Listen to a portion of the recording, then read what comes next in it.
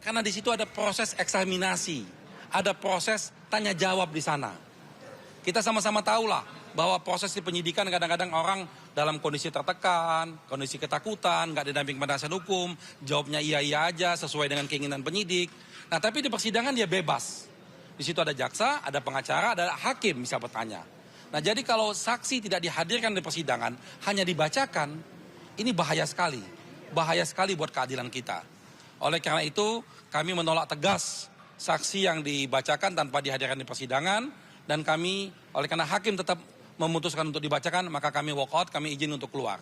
Tidak ingin mendengarkan, begitu. Dan tambahan? Tambahan ya? Ya, saksi yang ingin dibacakan keterangannya di bawah sumpah ini adalah Ibu Rini Sumarno. Beliau adalah Menteri BUMN yang hadir dalam rapat-rapat yang menentukan apakah Pak Tom Lembong ini bersalah atau tidak. Ini saksi fakta. Nah, alasan tidak hadir itu karena ada acara keluarga. Pertanyaannya adalah, jaksa sudah manggil 4 kali. Apa keempat-empatnya semua acara keluarga? Ya kan? Nah, di sisi lain, jaksa ini kan punya kewenangan untuk menghadirkan dan punya kemampuan untuk eksekusi menghadirkan secara paksa. Ataukah inilah yang disebut dengan perintangan penyidikan yang sesungguhnya? Ini harus tegas dong. Di sini Pak Tom Lembong mencari keadilan untuk dengan mendengarkan keterangan saksi-saksi fakta. Semua saksi, Pak Rahmat Gobel aja datang kok. Kenapa Bu Rini nggak datang? 4 kali panggilan, bilangnya ada acara keluarga. Ini Pak Tom juga punya acara keluarga, tapi beliau mengikuti proses hukum dengan baik dan benar. Jika seperti ini proses penegakan hukum, kita sulit mencapai keadilan. Jauh ini semua. Ya, jadi pemahaman perintangan penyidikan itu adalah yang seperti ini nih. Itu namanya perintangan penyidikan. Jadi kalau kawan-kawan media memberitakan ini ke berita, ke publik, itu bukan merintangin penyidikan.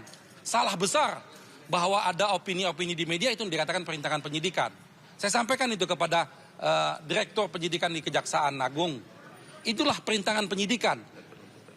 Direktur Penyidikan dan Penuntutan di Kejaksaan Agung. Inilah namanya perintangan penyidikan itu ini. Bukan kawan-kawan yang memberitakan media di publik itu merintangin penyidikan. Bukan. Inilah perintangan penyidikan.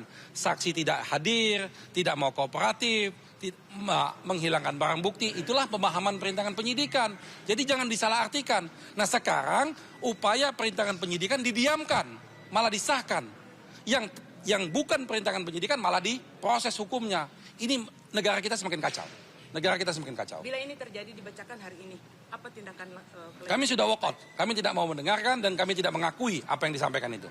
Ya. Berarti tim penasihat hukum melihat bahwa trial itu juga berjalan, proses peradilan yang ada itu sudah tidak berjalan sejak awal. Fair trial ini banyak sekali keganjalan-keganjalan dalam proses persidangan ini. Tapi karena kita masih berharap agar supaya muncul keadilan. Ya, pemirsa, dia tadi keterangan terbaru dari tim kuasa hukum Tom Lembong yang mengambil sikap walk out dari persidangan. Dan ratusan pemirsa, kita ke informasi lainnya di mana ratusan pencari kerja ini menjadi korban penipuan lowongan kerja aktif yang mengatasnamakan salah satu mal baru di Kota Padang.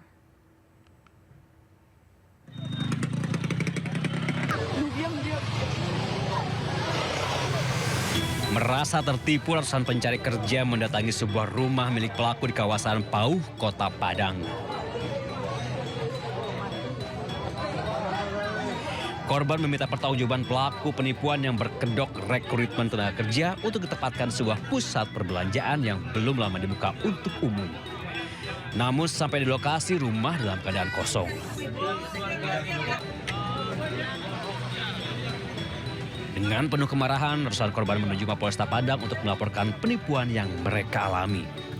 Selain mengaku sebagai panitia penerimaan pegawai, para pelaku juga menjanjikan posisi strategis seperti security, bagian gudang, administrasi hingga manajer dengan syarat korban harus membayar uang sesuai posisi yang dipilih. Awalnya tuh dapat dari teman, Bang. Tadi diiming-imingin dapat kerja, terus diterima. Habis itu dijanjiin langsung kerja, Bang. Awal pertama tuh dibayar, sistem itu orang dalam lah. Ya. Habis itu kan ada sistem bayar nih, Bang. Bayar itu beragam-ragam, Bang. Tergantung posisi masing-masing lah. Kerugian dari korban bervariasi dari 300.000 sampai dengan 3 juta, tergantung dari bagian dan posisinya. Diduga total korban mencapai lebih dari 500 orang. Sementara saat dikonfirmasi, nama mal yang dibawa pelaku tidak pernah melakukan rekrutmen terbuka melalui perantara atau panitia tertentu. Dari Padang, Sumatera Barat, Budi Sunandar, iNews melaporkan. Pemirsa, Jakarta Job Fair 2025 kembali diselenggarakan Dinas Tenaga Kerja, Transmigrasi, dan Energi DKI Jakarta. Jakarta Job Fair tahun ini digelar di 2 lokasi di wilayah Jakarta Utara. Bursa kerja digelar sebagai bagian dari upaya mengurangi tingkat pengangguran dan meningkatkan layanan penempatan tenaga kerja khususnya di Jakarta Utara. Jakarta Job Fair menghadirkan 40 perusahaan dari berbagai sektor industri dengan ribuan lowongan kerja termasuk penyandang disabilitas.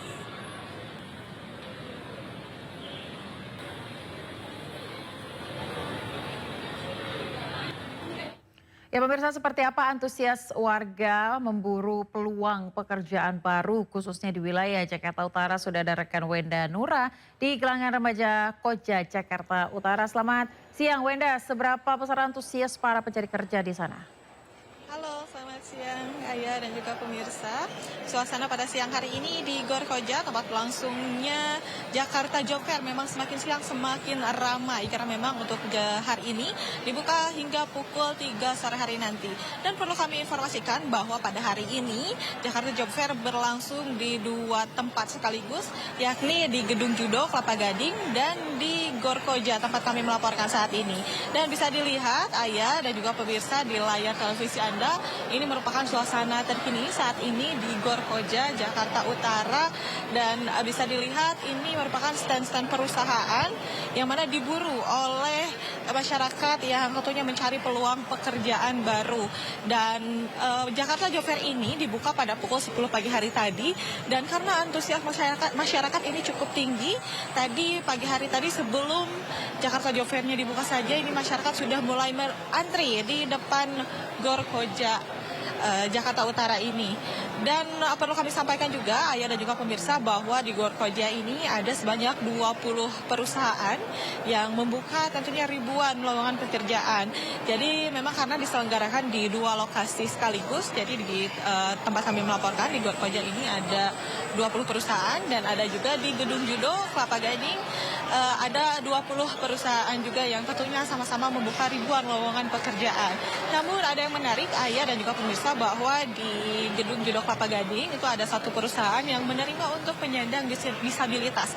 Jadi memang untuk Anda pemirsa yang mungkin penyandang disabilitas boleh langsung datang saja ke di Gedung Judo Kelapa Gading, tentunya karena di sana ada salah satu perusahaan yang membuka lowongan pekerjaan. Dan tentunya Jakarta Job Fair ini merupakan acara yang digelar oleh pemerintah Provinsi DKI Jakarta tentunya untuk mengurangi angka pengangguran khususnya di Jakarta. Dan acara Jakarta Job Fair ini akan berlangsung hingga esok tanggal 18 Juni hingga pukul 3 sore. Jadi untuk Anda pemirsa yang belum ada kesempatan untuk hadir pada hari ini, masih ada kesempatan untuk hadir besok hingga pukul 3 sore. Ayah. Baik Wenda, terima kasih atas laporan Anda langsung dari Koja, Jakarta Utara. Selamat bertugas kembali. Pemirsa, 2 pelaku gajal ATM ditangkap polisi saat beraksi di minimarket di Depok, Jawa Barat. Informasi sesaat lagi.